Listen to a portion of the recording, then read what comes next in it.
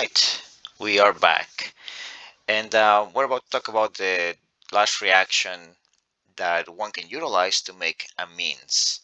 This one is called reductive amination, and the gist of it is that you can start with an aldehyde or a ketone along with a primary amine um, for this process, or potentially ammonia. You could use ammonia straight out to do this reaction. It will work the same way.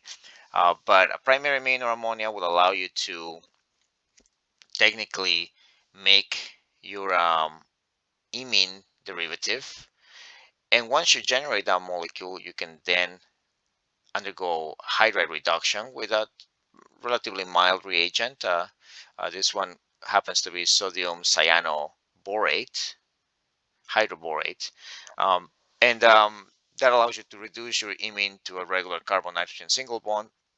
And then water is also used to protonate your final molecule and generate the amine of choice.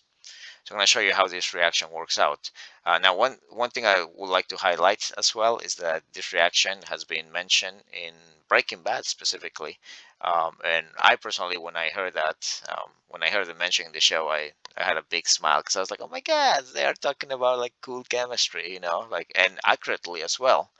So, yeah, you know, somewhat of a glamorous reaction, right? This reaction has seen the limelight, so to speak. All right, so this reaction is pretty good for making your primary, your secondary, your tertiary amines, generally speaking. So here I'm just going to show you the formation of this secondary amine, just to be, quick and to the point.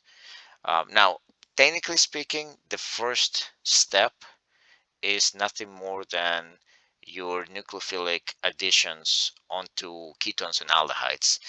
So this is going to be a bit of a review from what you've seen in the past, but I think it's important to, remind ourselves of those mechanisms because um, they'll come back and they will play a role, and sometimes they happen in tandem with each other, and you have to be ready for them. So here it goes.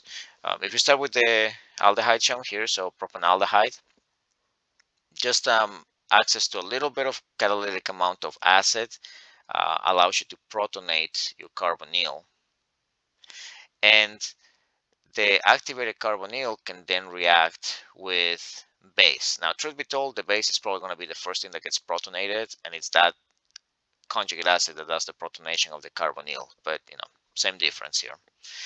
So once you have activated your carbonyl via protonation, your amine can attack the carbonyl carbon. The electrons get pushed over to oxygen to give you this alcohol iminium, oh, excuse me, alcohol ammonium derivative.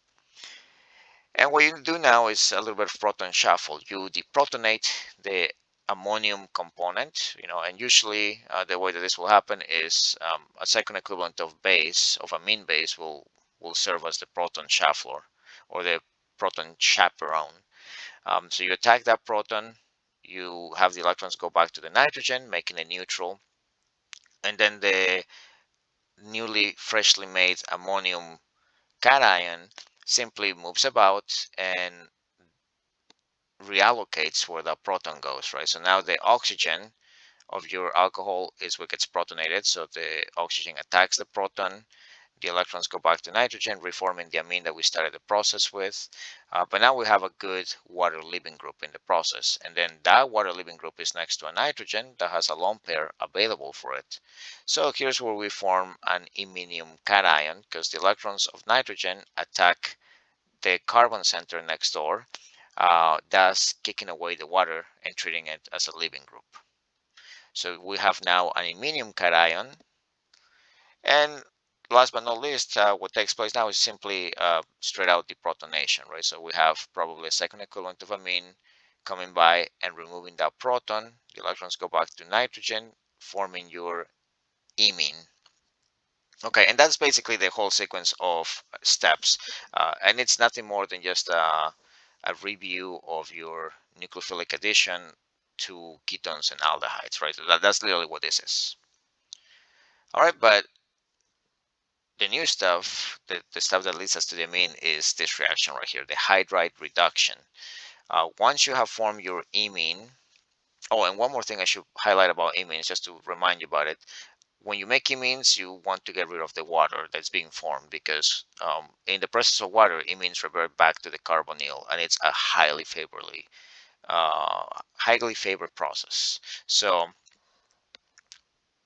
the idea right here is that yes, water has to be removed in the course of the reaction. If not, you're not going to generate, a good chunk of your imine. But once you do, you introduce your borohydride, and this, truth be told, could just be regular sodium borohydride, or you could use this additional version, which is a little bit milder, and it allows you to treat the carbonyl with the borohydride reagent, the sodium cyanoborohydride reagent, and your amine all in one go. So you could do this as a one pot reaction, which is the benefit of using this version of borohydride.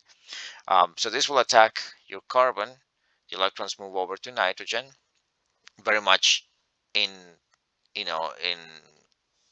in tandem with what we did with the aluminum hydride reagents in previous reactions, and you form the monoanionic amine, right? So once this happens, all that takes place is that you just quench the reaction. You add some water, and you let the deprotonated amine simply to attack the proton of water, kick away the electrons back to oxygen, produce your hydroxide salt byproduct, but more importantly, also form your neutral amine component. So that's the way that this works out, and it's a pretty nice, efficient reaction. As I mentioned to you before, yes, they do talk about this reaction in Breaking Bad, and it is true. This is one of the ways in which you can make primary, secondary amines very efficiently. Obviously in the show it's for nefarious reasons, but that's not what we're aiming for here. So you know what I mean. All right, so that basically does it for the reactions to synthesize amines. So in the next video, I'm going to tell you about diazonium salts, which is one path that you can take with amines as far as reactivity goes. And we'll make our way across all the way to diazo compounds. So we're almost at the end point. So catch you in the next video. Bye-bye.